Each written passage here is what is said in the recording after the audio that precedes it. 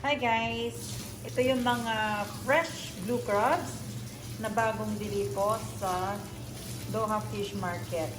So, bumili po siya ng 2 kilo. Kano po yun? Kano isang kilo? 30? 25. Buti naman, 25 ngayon. So, 50 din. 50 real yun. Kaya siya. Ang lalaki nila guys. Fresh na fresh po yan. So, kailangan na uminom ng maintenance para kontrahin yung pagtaas ng dugo na nalaman.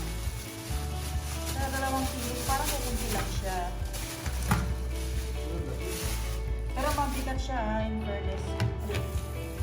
Mabigat. Mabigat. Ayun. Wala siyang binigay na free. Mabigat yun.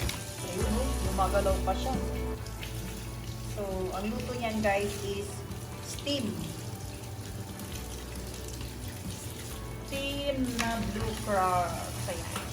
Yan po yung magiging dinner namin guys. Linis-linis. Linis-linis. Sarap niyan.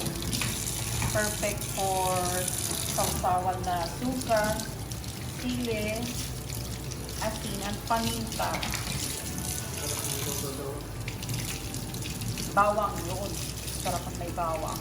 Kailangan kumain ng maraming bawang pag kumakain ka nito guys. Dahil alam mo na, ang lola. So yan po yung malaking kasirola namin guys. Ginagamit namin yan pag gusto namin mag-steam ng maraming crab. Sorry for the sound kasi naglalaba po ako. So, small amount of water. May asin na po yan. At may halong paminta. Gumagalaw-galaw pa yung mga iba dyan, no? Ako ng sasawat para sa steam crabs natin. Ito po ang bawang, chili, asin, paminta, at suka. So, paghalu-haluin lang po natin yan. Perfect na po yan.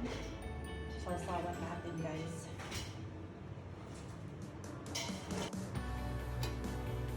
Ayun, tumutulo na siya.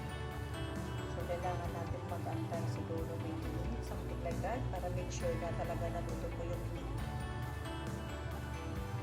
Yummy! Steamed blue crabs, guys, with sausawan, basuka. There you go. Kaya na guys, naluto na po ang ating steamed crabs.